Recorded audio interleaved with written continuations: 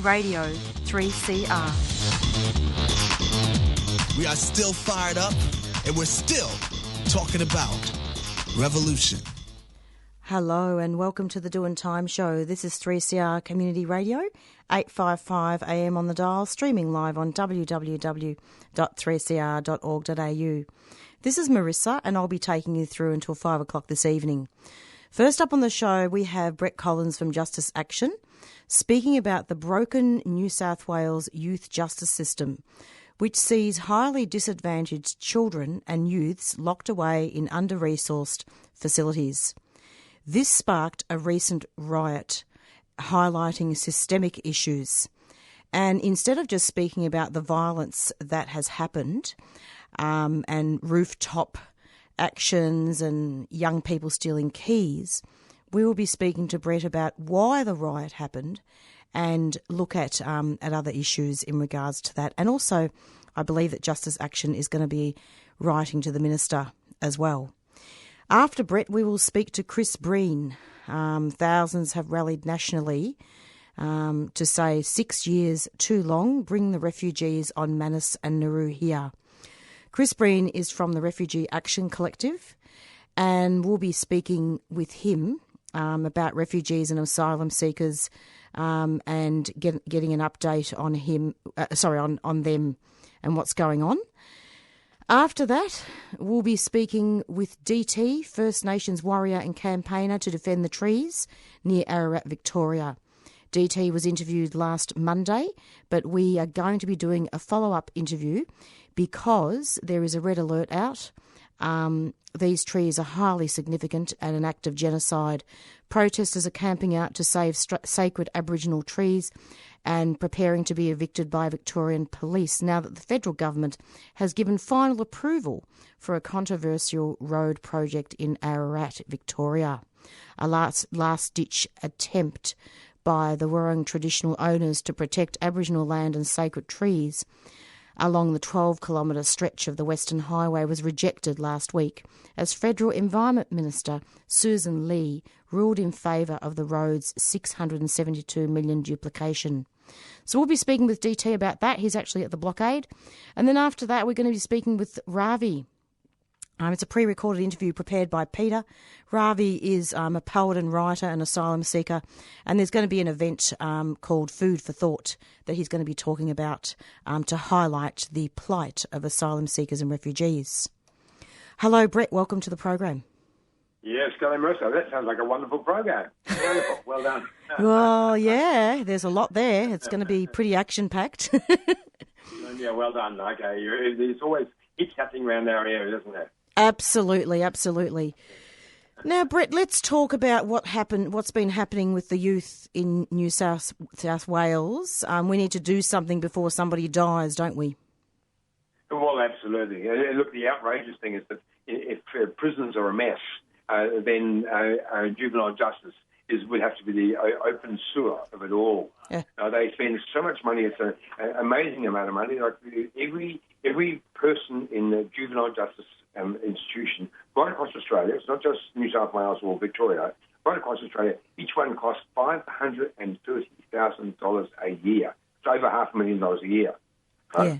And the failure is amazing. The failure is more than twice the reoffending of adults happens with youth. So more than double, like return to juvenile justice institutions rather than the immense failure anyway happening with adults. That's horror. Absolutely. And in fact, there's a riot that happened at the Frank Baxter Juvenile Justice Centre, and it's drawn attention towards the broken New South Wales youth justice system. Can you talk about why you think this riot happened and also describe the position of Justice Action and what's happening there? Look, absolutely. I mean, first of all, people are bored. You know, most we're talking about kids between the age of 14 and 18. A few are older than that, but really that's the age we're talking about. 14 times the rate are actually Aboriginal kids. Most of them had all sorts of problems in the past. You know, been expelled from the schools, they hadn't had the sort of stable upbringing that most people have. And so there are already people who had been rejected everywhere. And if you put them all together in an area where they have nothing to do, oh, surprise, surprise, they end up being naughty boys and climbing on roofs and using all that good energy in negative ways. So that's what really what it's about. You have got to make sure that young people have got something, every person has something positive to do, has an upward path, have people around them who are inspiring, and then most of all make sure that the money that's being spent on them is actually used productively and positively, not negatively. Well, yeah, indeed. And in fact, we all know that prisons are business. The riot began, I believe, around 8:30 p.m. on 21st of July, and the youths apparently surrounded a juvenile justice officer and stole their set of keys, and then they actually went up on the roof and started attacking sex offenders. All of that has been portrayed in the media, and it's really quite concerning, isn't it, Brett? Because now punishment is going to be happening to these young people, and nothing. What can we do? What's an alternative to locking people up and punishing them? It's not going to help, is it? Well, look, quite honestly, punishment, come on, bring it on. What are you going to do? Yeah. You got young kids who have nothing to do anyway, and at last they have some focus of attention. People are actually looking at them and then wondering, oh, what's going on here? So then, if nothing else, they've achieved attention. Yes. It's negative attention, but it's some attention. That's and right. Then people have to start thinking, well, just a moment, what is happening here, and why is it that we have all these people returning to juvenile justice institutions such a rapid time after that? So then, what we have got to do, and not just here in New South Wales or Victoria or Northern Territory, but what we've got to do is accept that kids shouldn't be locked up in cells and treated as though they're some sort of a rejection from the general community. That's a mistake. Because the moment you pull people out of the general community, then you're isolating them, you're labelling them, you're having them believe they themselves in some way are in some ways defective. Whereas in fact that's not the case. Every young person has an opportunity to change and to take on new behaviours and to learn new things, and what they need is a leg up. They need role models, they need people around them who are interested in them, and they need to have a sense that's and some tools. They need to have access to information, access to the spirited, brilliant things that are happening around the world.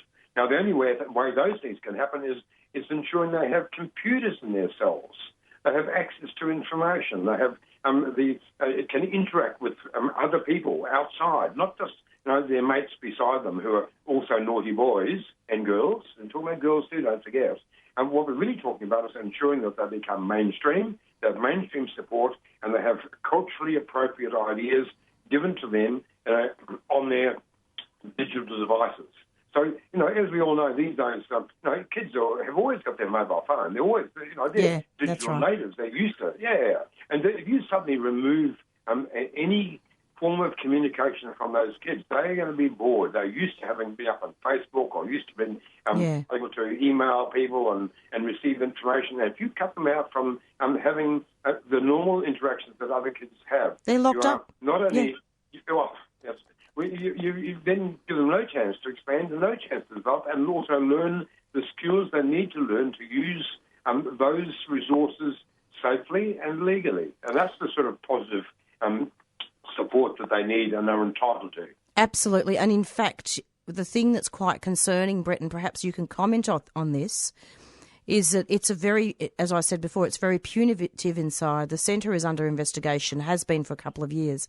And there have been numerous reports that have been carried out on the New South Wales juvenile justice system that the use of strip searches and solitary confinement is rife within the facilities.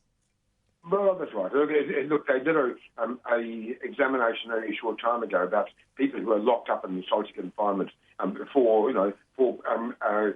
many days. I think 10 days was sort of the period that people were being put aside. And then when the Inspector of Custodial Services looked at the cases, there were so many lies being told, even coming into Parliament, where the information was incorrect, and then there's major embarrassment for the Minister.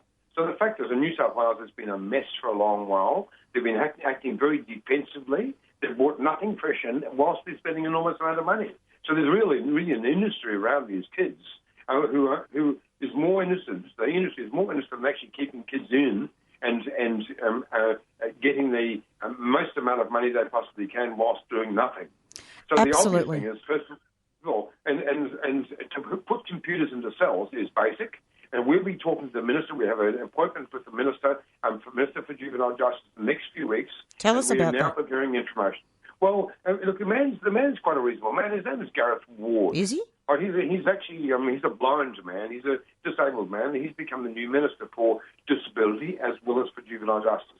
And so the indication he's given so far is that he is prepared to look anew at the system for juvenile justice. Really? But the truth, well, he says that. But the truth of it is that the bureaucracy is always in charge, and Gareth Ward may well have some fresh ideas. But when he hears what the local level prison officers have to say, and when he hears there are their concerns about their safety and inverted commas and things, a whole range of things like that, we'll see how strong he is at that stage. And who's the minister for juvenile justice? His name is Gareth Ward. Oh, yes. Gareth Ward. I spoke with him, and when he was at Parliament House there a few weeks ago, and he gave the indication of being prepared to listen. And some of the things we're saying is just really obvious. I mean, if you're leaving people in cells with other naughty boys beside them, and they've got no way of using the at least 18 hours a day left in their cells. If they have nothing positive coming there, well, of course, there's always only going to be negative stuff. That's They're right. only going to be bored and up to misbehaviour. But they're crying out for help, Brett. I mean, police are now threatening these young people with a charge of riot, which comes with a maximum sentence of up to 15 years inside. What is the point? And I ask, what's the point of sentencing these young people and punishing them when they should be going to school? And there needs to be innovative programs. Without a question, that's definitely the way it should go. But what the old attitude of quite often older people is that young kids have got to be taught, got to be told. But what they're missing is that these young kids have been treated really very frequently in really exploitative ways. They've been treated. They've been suffered physical and sexual abuse in their past. They've been through a very traumatic lives, and you can't really punish people like that. Even if you tried to, you couldn't, because Absolutely. They've already been punished by life. They really have, and they're disadvantaged, and they need a leg up. They need assistance. They need role models. They need a hand. They need. That's right, Brett. Yeah. Support. Absolutely. Yeah. And in fact, and we have to near the end of the interview now, and I'd like to do a follow-up with you at some stage, but obviously the New South Wales Minister, as you said, Families and Communities, Gareth Ward, he's calling for an urgent independent review of the incident, isn't he? Well, he is, that's right. But, I don't think he needs to have more reviews and things, because it's really obvious that what's happening here is not different than Northern Territory or Queensland. I mean, reality of it is kids have got to have good things to do and have people around them that make them enthusiastic and want to reach for something fresh. And if they haven't got that in front of them, well, they'll do naughty stuff. And that's what youth always has done and always will do. That's obvious. Precisely. I mean, the community needs to respond to juvenile offenders in general with a focus on alternatives to locking up kids, Absolutely, and bringing positive stuff in as well, good Aboriginal people, giving assistance to them as well, and helping the Aboriginal community at the same time. And never forgetting that over half of the kids in juvenile justice institutions are Aboriginal kids. That's amazing to go, over half. Absolutely. Brett, thank you so much for coming onto the program, and we'll have you back for future updates, and thanks for talking about this really important issue, and good luck with your talk with the Minister. We'll have to have you back on to talk about that. Lovely. Okay, thank you for the chance to speak. Thank you, Marisa. Thanks so much. Take care. Bye-bye. Okay, Bye. And that was Brett Collins from Justice Action, speaking about the broken New South Wales youth system and looking at what's going to happen with young offenders, in inverted commas.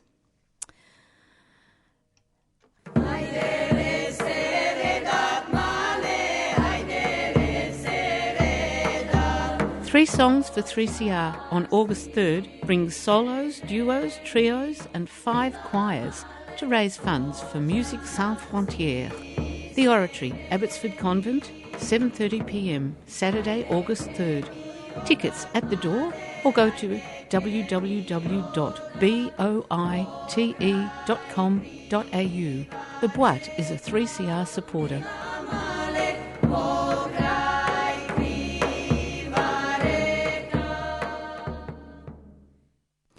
And you're back with the Dawn Time Show, and we're going to be speaking now with Chris Breen from the Refugee Action Collective. And as I said in my intro, thousands have been rallying and countless media releases have been written by the Refugee Action Collective and other concerned advocates and organisations about the plight of asylum seekers and refugees on Nauru, on offshore and onshore detention centres, and also looking at what is happening with the coalition government and the fact that they're doing nothing. Hello, Chris. Welcome to the program. Thanks for having me on. It's lovely to have you. Now, I'm wondering, Chris, if you could just give listeners a little bit of an update about what's been going on. Okay, quite a lot. So today there was a protest at Parliament House in Canberra of about 500 or 600 refugees about protesting temporary protection visas. So importantly, refugee communities themselves had mobilised. So Iraqi refugees, Romanian refugees, people from Sudan, Somalia, Bangladesh, Tamil communities. And there are currently about 30,000 TPV and Chev visa holders living in Australia facing increasing hardship. Because they're on TPVs, they can't establish their lives, they don't have a right to family reunion, they don't have a right to travel, the visa's only valid for 3 to 5 years, and they have to go through a long process to get them reassessed. So they were having a protest today, which, by all counts went very well. There is, still an ongoing crisis at the Mitre Detention Centre in Melbourne, in Broadmeadows. There was a young Afghan refugee who died recently. We saw baby Isabella, who was born in detention, has spent her whole 15 months of her life in detention, who was rushed to hospital by ambulance after having complaints that were ignored. She was treated there for several days for influenza, which can be, dangerous in children. And we also saw Veronica, again, Australian-born child who's been in detention for over a year and a half, who had to have her 2 front teeth surgically removed because they had rotted and not been treated in detention.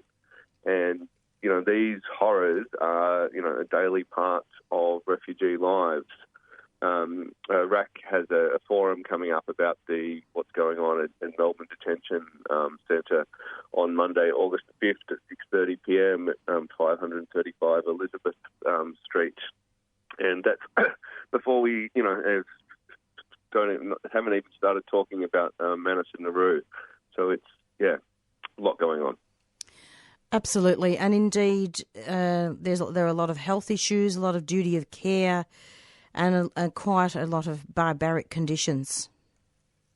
Yes.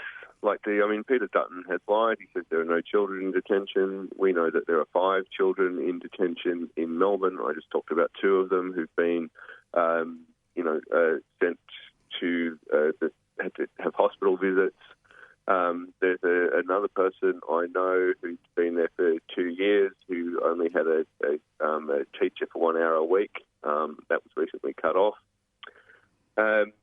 These are, horrible situations, and the crisis on Manus and Nauru continue. The federal government, the coalition, is determined to repeal the Medivac bill to stop sick refugees getting the treatment they need. Offshore detention has made everybody basically sick. That is likely to go before the Senate in late November. RAC will hold a protest close to the time with other refugee groups, probably on Saturday, 23rd of November. So that's a bit of a way away. Teachers for Refugees are holding a protest at Melbourne Detention Centre, Mitre, on Saturday, August the 10th, called Untold Storytime, Reading for Refugee Rights. That's from 12 to 1:30. and they've got a whole range of speakers, including June Factor, the author of Far Out, Brussels Sprout, sort of focusing on the hell here in Melbourne for refugees. And actually, one other thing I'll mention just briefly, so everything coming up. Yep. RAC is also going to have a forum on Monday, September the 2nd, with Bethlehem, who is first refugee who's in here in Australia from Nauru or Manus. She was from Nauru to speak out publicly. And so she's going to give an eyewitness report about Nauru. We'll probably have somebody from Manus as well. So people should, keep out for that one. Could you just repeat those details, Chris? Yeah, that will be Monday, September 2nd of August, 6:30 at the Nurses Union, 535 Elizabeth Street, Melbourne. Eyewitnesses from Manus and Nauru speak out about the case to close the camps. Thank you so much for giving us the details on all those events. And one final question. So the government has obviously run out of options. Obviously, we need to bring them here. Yes. But it's interesting that the government is refusing to accept the New Zealand offer of 150 places per year. It's got no other third countries. So what's going on here? Well, interestingly, there was an interview Peter Dutton did, must have been a week or so ago, where he left open the possibility of taking the New Zealand offer at some point, but not just right now. Which, Not right now. but for him to even leave that option open suggests that the government is under pressure and that the rallies and various actions are having an impact. Obviously not enough yet, but we do need to keep up the pressure as much as we can, because you're right, there is no solution at the moment. People have been on Manus and Nauru for 6 years. There have been 12 deaths in that time.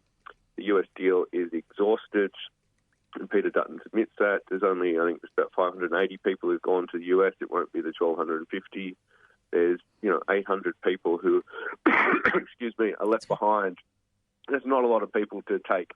There are already 900 people in the community from Manus and Nauru who've come here for medical treatment and other reasons. They don't cause any trouble. If the 800 came, apart from the political impact on the government, nobody would notice the people here. So there are no third countries. Bringing them here really is the only option. And if the federal government, the longer they refuse, the longer they relent, the greater the chance are that there will be another death in detention. I mean, certainly self-harm is still a regular thing.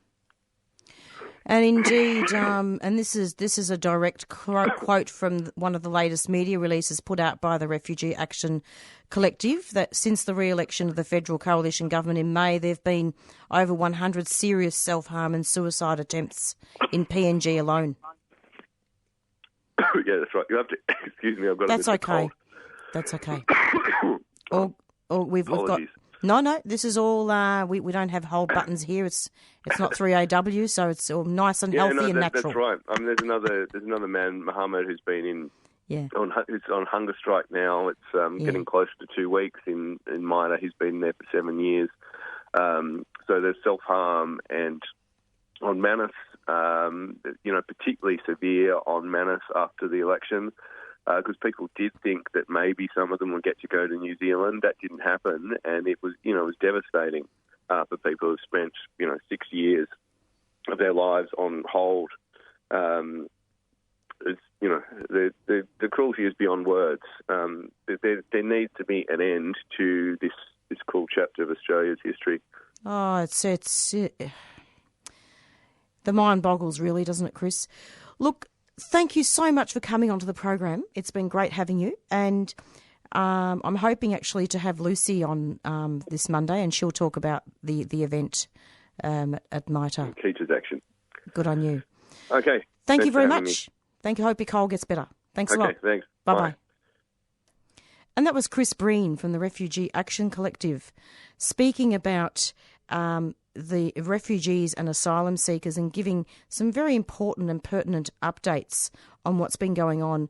And if people want to know more, see if you can rock up to the Refugee Action Collective meetings every Monday And do Google the Refugee Action Collective Victoria. There's some amazing meetings that happen there, and you can work out how you can help. And later on, shortly, we'll be hopefully speaking with DT. In the meantime, please listen to this announcement about what's happening with the sacred trees and the red alert and how you can help. Red alert. Numbers are needed at the Wurrung Heritage Protection Embassy camps immediately. Sacred birthing trees on Wurrung country need protecting. Over 50 generations have been born on these sites, and the birthing trees themselves are 800 years old. These trees are being protected from the Victorian Labor Party's planned highway extension that is set to destroy this sacred dreaming landscape. The cops are coming with eviction orders very soon. The campaign to protect country is led by Wurrung traditional owners who are calling on people from all walks of life for support. You can help by joining traditional owners at the camp on Wurrung country near Ararat, or by donating and putting pressure on Daniel Andrews to protect this sacred land. Visit dwembassy.com for more information and updates. No trees, no treaty. No trees, no treaty indeed, and you're welcome back onto the Doin' Time show and back with the Doin' Time show, I should say. And we're going to be speaking now with DT. Hello, DT. Welcome to the program. Hello. It's great having you, brother. Thank you. You're at the blockade now, are you? Yeah, I'm still up here. Fantastic. And you've done some amazing work, as have all the other warriors out there. So, yes, I certainly have. DT, it's pretty awful what's going on. I've just looking at some of the newspaper articles from the Age, the Ararat Times, and looking at the fact that the federal government has done absolutely nothing to help with protecting these trees. Can you talk about that? Yeah, well, we certainly know it's a state and national route. So that's, that to us, that's one of the main arteries in terms of their big business going on.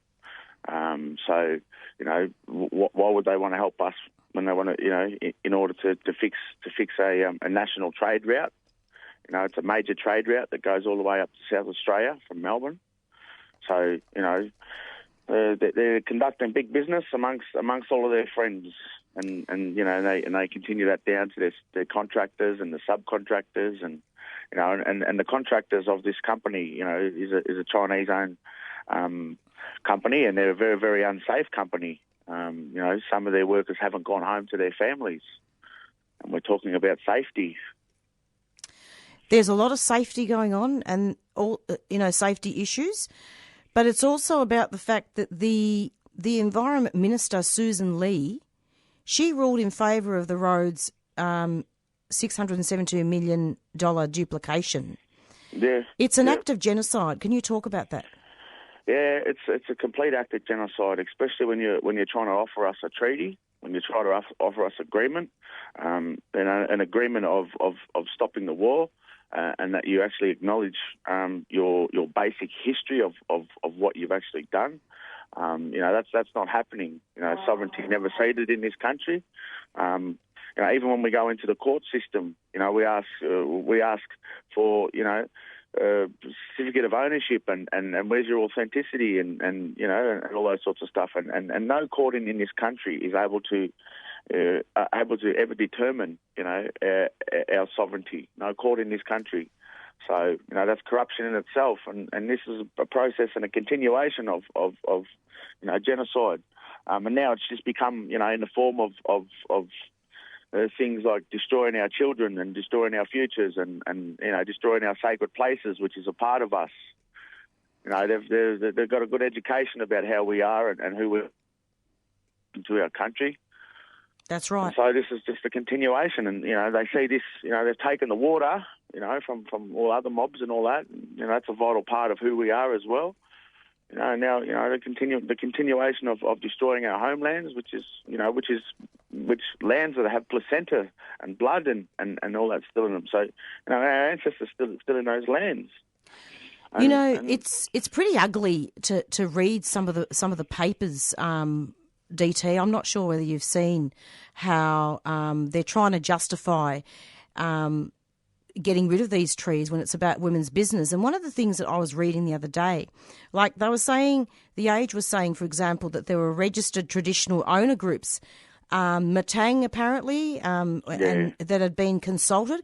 This Aboriginal corporation has apparently been consulted. I find that a misrepresentation and a gross injustice. Can you talk about that? Because these were the wrong traditional owners, right? Yeah, and in one sense, we the rest of the mobs weren't consulted and whatnot. No. And in that sense, at the same time, I'm disheartened, disappointed.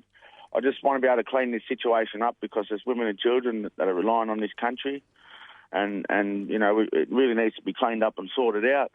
And the corporations and organisations need to be able to be stand up and back us as the people that they speak on behalf of. So DT, am I wrong here? Is that information that not so much am I wrong? Is that information inaccurate? No, that information is in terms of what the Age has reported. They were consulted. And are they the right owners or not? Not in this case. No, I didn't think. I just wanted to clarify that. One family group. One family group, and one family group doesn't represent all family groups. I see. In this instance. Okay, it goes back to tribe way. One family doesn't represent all the families. Oh, I see what you mean. So basically, there are 12 families, and in our way, we take as long as we need to take in order for everyone to make a decision. And even if one person has opposed, and everyone else has said yes, we still have to wait. Absolutely. That's our way. We still have to wait and give it time. That's our way. Our way is not to bicker and fight amongst each other. Our way is to actually sort our business out in the correct manner and in the correct nature. It should be sorted out amongst all of us. So they're not so much the wrong owners, it's more that only one family was consulted and the other clans were not properly consulted. But then what's there to consult about? I mean, these trees shouldn't be cut down, simple. That's exactly right. That's exactly right. So there was nothing to really negotiate and consult within that situation. But I'm just glad. I'm just glad that I was in a position and my wife was in a position where we were able to come and I'm very thankful that I was able to do that. I'm very thankful that Mum Sandra Onus give me responsibility, Sister Lydia and the rest of the sisters give me that responsibility, and I'm so glad that I was we were able to have that capacity to be here on country. That's why I'm just thankful that my spirit took over and my wife's spirit took over, and we just come and we've been on country ever since, and we've held it very strong. My wife's been the backbone pretty much of all this. I've been the voice of it, but my wife's been the backbone. She's been here throughout the whole 12 months. DT. A hell of a lot. Well, it's fantastic what you're saying, and it is really important to be on country. I'm sensing that it's becoming very urgent, and we need thousands of people to actually go down there. I just wanted to ask you a question. Let me know if you can't answer it. Yeah. Given it says in one of the reports here, and I want to make sure that this is accurate, given that 5 of the 6 sacred trees identified in the traditional owner's submission would now be saved by the state government, the minister found that the project no longer threatened the Aboriginal cultural heritage of the area. That's not true, is it? No, that's very incorrect, because Tell me. What makes the trees very sacred is our mother, that we are very connected to, and that's our motherland. Our motherland also helps those very sacred trees grow and grow with us in spirit, and we're connected to both, not just the trees. We're not that far down the poverty line where we should be accepting our trees to stay, but our lands in order for where our women conduct, and come back to conduct our business. There's going to be a highway go through that part of the country, and that's just not good enough for us. We don't see that as viable for our children. We don't see that as viable for our children's future and our grandchildren and great-grandchildren and so forth. My nephews and nieces, I don't see that as viable. It's not viable.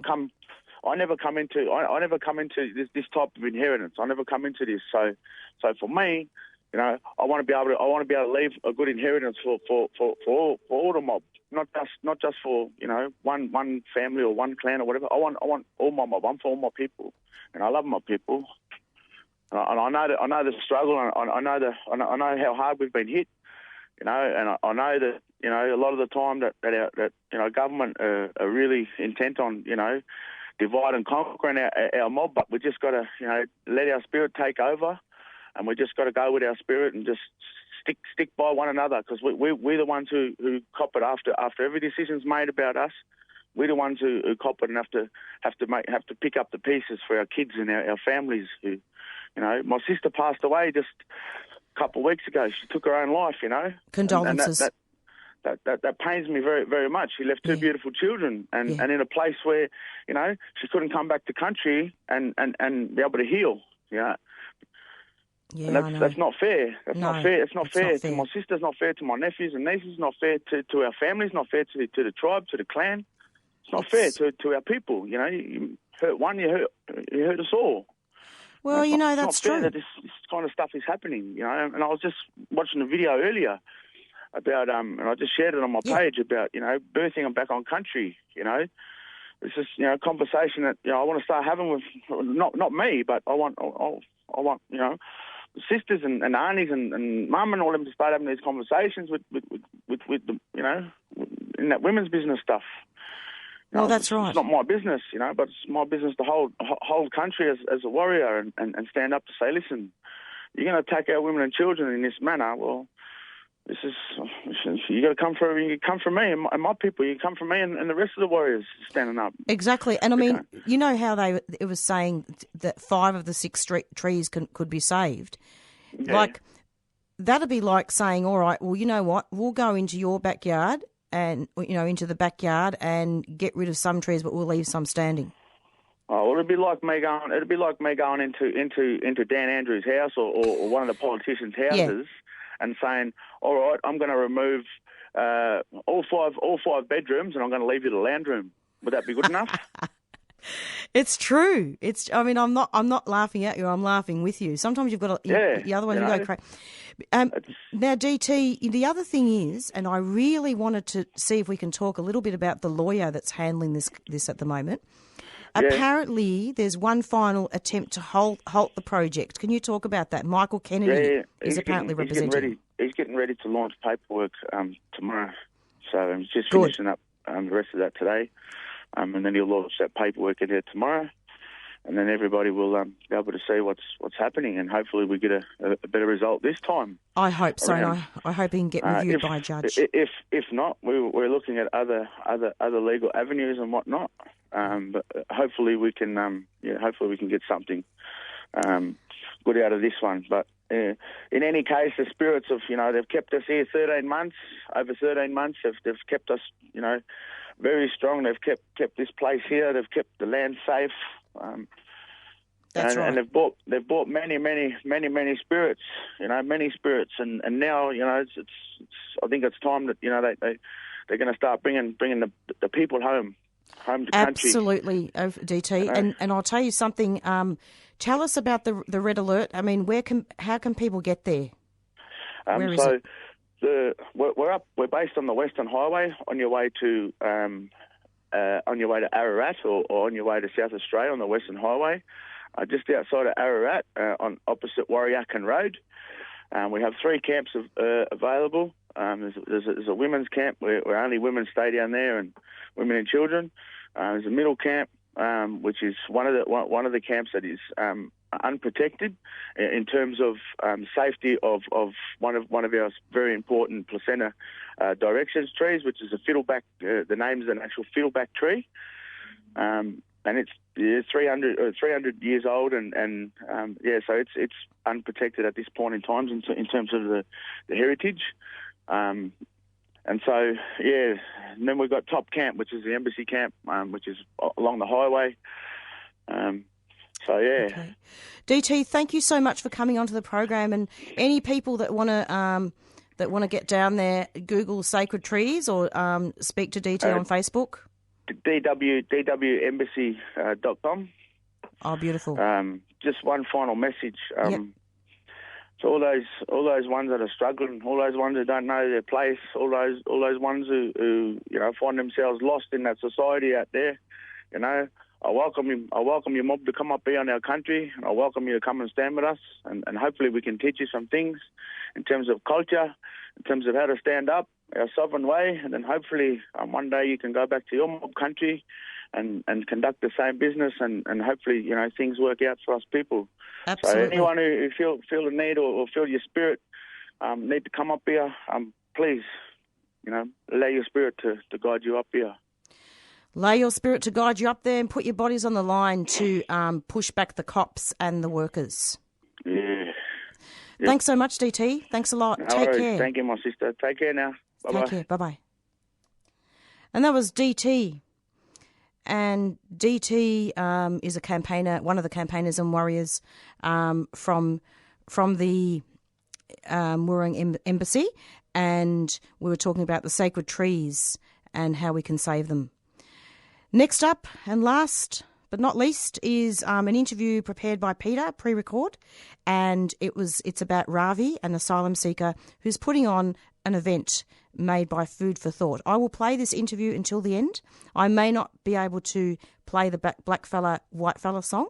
I will try to say goodbye, but if I don't, goodbye for now from the Doin' Time show. But don't go away. Stay tuned for this interview and see you next week if I don't get to say goodbye. This interview is very important. Next, we'll be talking to Ravi. He's a Sri Lankan refugee and a poet and a storyteller. He was on Nauru during 2012 and 2015 and lives in Melbourne now. Food for Thought is an initiative by Ravi. The Food for Thought is on the 10th of August, hosted by Ravi, Food for Thought. On Saturday, the 10th of August, 6:30 p.m. to 10 p.m. Christchurch, Brunswick, 8 Glen Lyon Road, Brunswick. And you can get tickets on www.stickytickets.com.au. Hello, Ravi. How are you? Yeah, I'm good, thanks. How are you? Very good. So, welcome to the show. Can you tell us about this monthly dinner that hopes to raise funds to support detainees or recent settled asylum seekers through celebration of food, culture, and sharing stories? Yeah. The project call is Food for Thought. Yep. Then I used to live in Perth last 2 years before, and I started this project in Perth with people who supporting to asylum seekers and refugees. Oh, right. Yeah, and I was run this project. This project is very successfully in Perth, Sydney, Newcastle, and few other places, like over 20 events. It's sort of like teaching to people about asylum seekers and refugees. It's most important thing is telling about the refugee crisis in Australia. Yeah, education. And it's a different way to touch people's heart and mind. Mm. And also, it's always nice food always bring people together.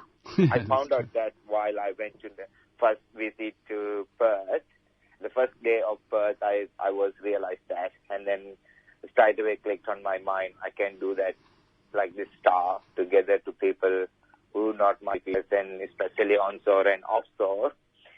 And I started this event with people who supporting group called Rent Refugee Rights Action Network in Perth. Yeah. Yeah, they supported to launch this one in there. Oh, and right. Then, cool. Yeah. And it was get publicity, and I went to Sydney with REC and few other organizations, Teachers for Refugees. And I was really looking forward to do that in Melbourne. And I tried to find the places, and I tried to get help to do that. And finally, one of the vegan twins sisters, I met them accidentally on an event and some places, and we made a good friendship and good relationship, and they supported to do that, and they motivate me to, okay, don't stop, that is good project, try to do that in Melbourne, and finally I end up with that now on the 10th of August. It's not only sharing food or stuff, there's a lot of things. It's like a story. You can hear the lots of stories from the refugees and asylum seekers who held up in Nauru and Manus, and then we can share the cultural, and then we're going to be share nice documentaries. It's Jolly Swagman and another few documentaries and poetry. Yeah, it's kind of beautiful night. Yeah.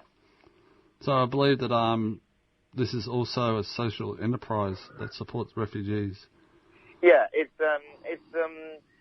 completely fundraising to people in a detention center, right?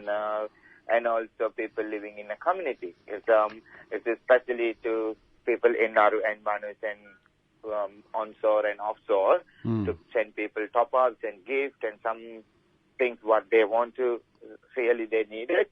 And then also I'm trying to help people who are living in the community and hard to find the lawyers and hard to find their lawyer fees and stuff.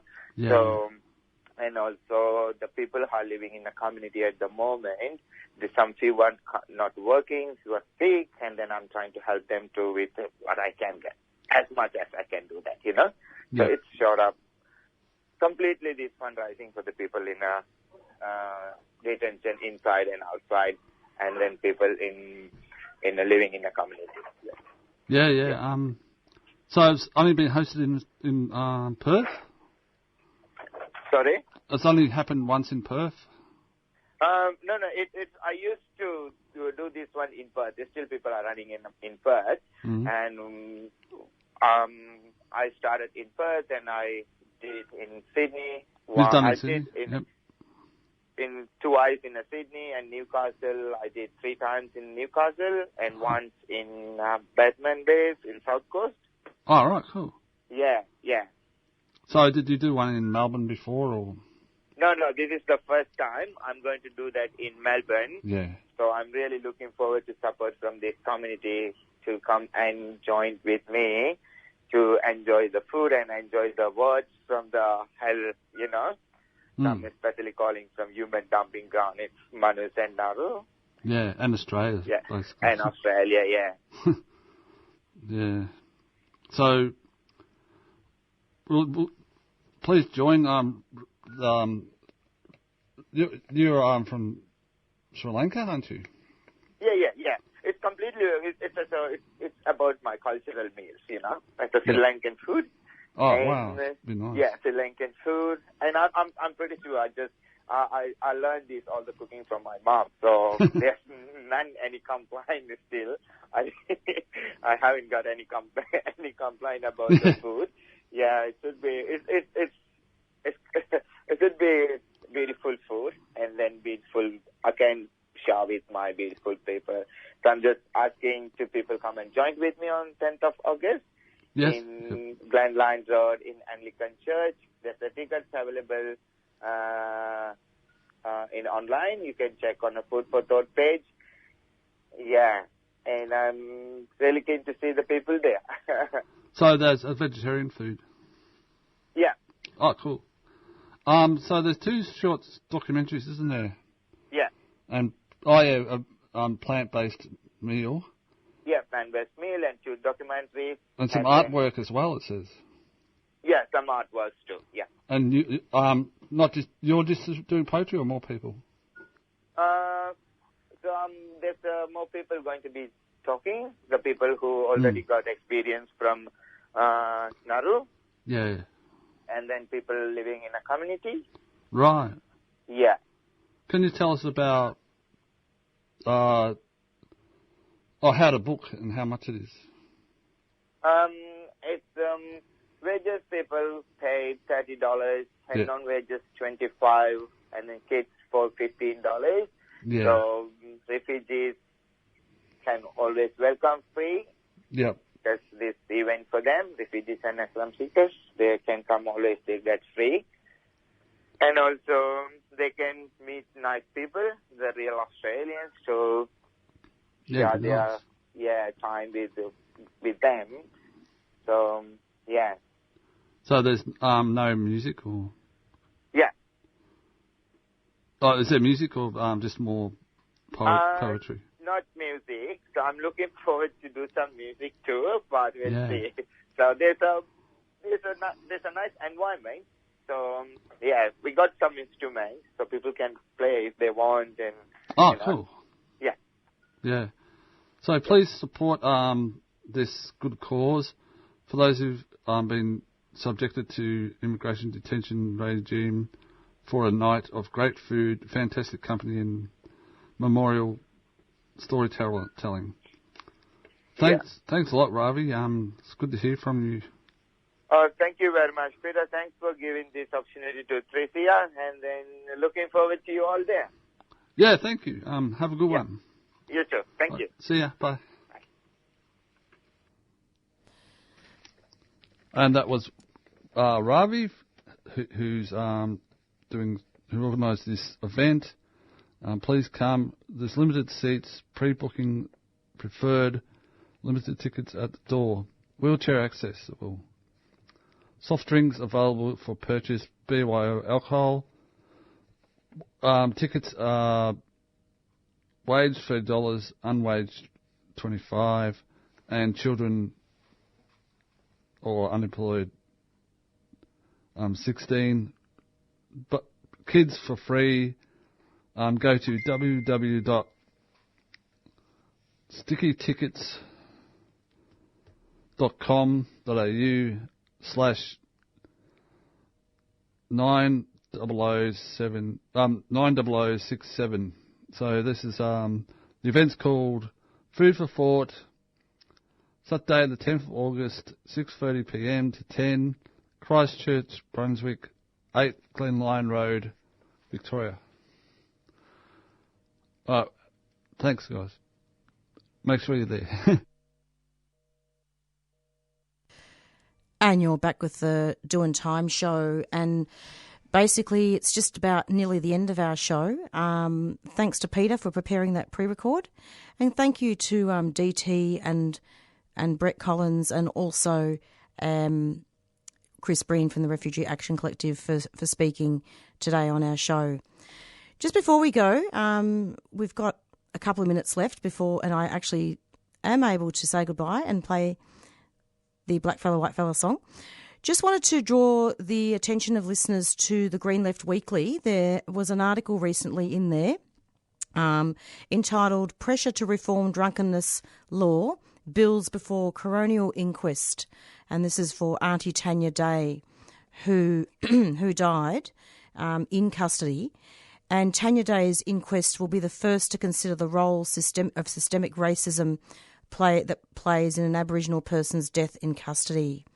And to quote from the Green Left Weekly, the coronial inquest into the death of Yorta woman Tanya Day, due to start on August 26th, will be the first of its kind to consider the role of systemic racism that's played in an Aboriginal person's death in custody. And for some time there has been a push for public drunkenness laws to be abolished, including a recommendation from the 1987-91 Royal Commission into Black Deaths in Custody. In 2017, Tanya was travelling from Echuca to Melbourne and fell asleep on the train. Police were called. They took Day into custody using Victoria's public drunkenness law. In custody, Tanya sustained injuries, including to her head. She was hospitalised that night and died a few days later.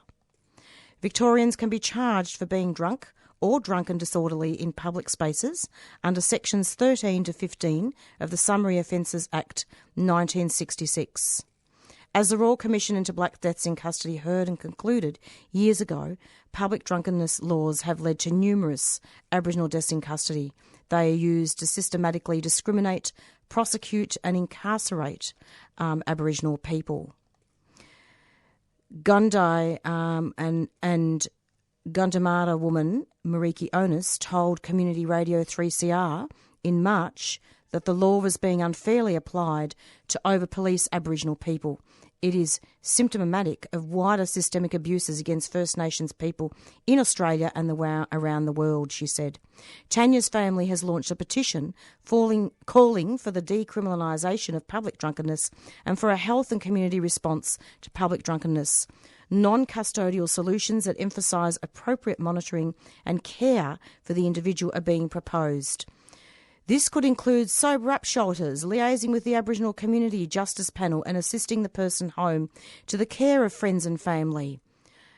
Owners said that access to services, poverty and homelessness, which disproportionately affects Aboriginal people, are contributing factors to public drunkenness and must also be addressed. Victoria and Queensland are the last two Australian states to criminalise being drunk in a public space. Police in New South Wales can charge a person for being drunk and disorderly if that person has been directed to move on and does not leave in under 6 hours of the directive. We've got about 3 minutes before we end our show, but yes, the Do and Time Show has done extensive coverage on this topic and on the topic of the Royal Commission into Aboriginal Deaths in Custody. And Auntie Tanya Day is a long list, part of a long list of people that have died as a result of the failure for the recommendations to be upheld. One of them being trying to abolish this law of public drunkenness. So, see if we can rock up to that inquest to support the family starting on the 26th of August. We'll get more details about where it is. And the Green Left Weekly has written an excellent article about that. And I would advise you to Google that and see if you can read that and try to sign the petition in regards to that to Auntie Tanya Day. Yeah, pretty packed show today, and our show will be available on podcast in the next couple of days. So look out for that in case people just have missed out or only listened to part of the show. And in 2 minutes, I'll be playing the Black Fella, White Fella by the Rumpy Band, and it's Goodbye from Marisa, and we've actually got Beyond Zero up next. So in the meantime, stay safe and take care of each other, and do try to rock up to at the blockade in regards to the sacred trees. It really is terribly important that they're saved, and I'm hoping that the lawyer Michael Kennedy can try to get a review and see if we can still stop that. There's still time. It's not over yet. And, we have to try. Thanks so much, and it's goodbye. Stay tuned every Monday from 4 to 5 for the Do and Time Show.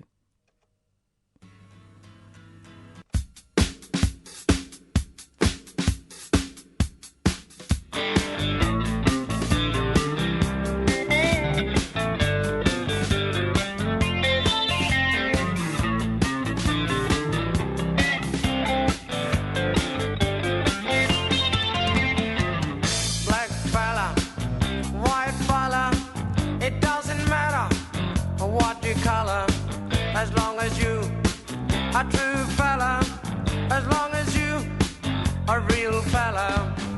All the people of different races with different lives in different places. It doesn't matter what your name is. We got to have lots of changes. We need more brothers if we're to make it. We need more sisters if we're to save it. Are you the one who's gonna stand up and be counted? Are you the one who's gonna be there when we're shouting? Are you the one who's always ready with a helping hand? Are you the one who understands this family plan? Black fella, white fella, yellow fella, any fella, it doesn't matter what you color, as long as you are true fella. All the people of different races with different lives in different places. It doesn't matter which religions, it's all the same.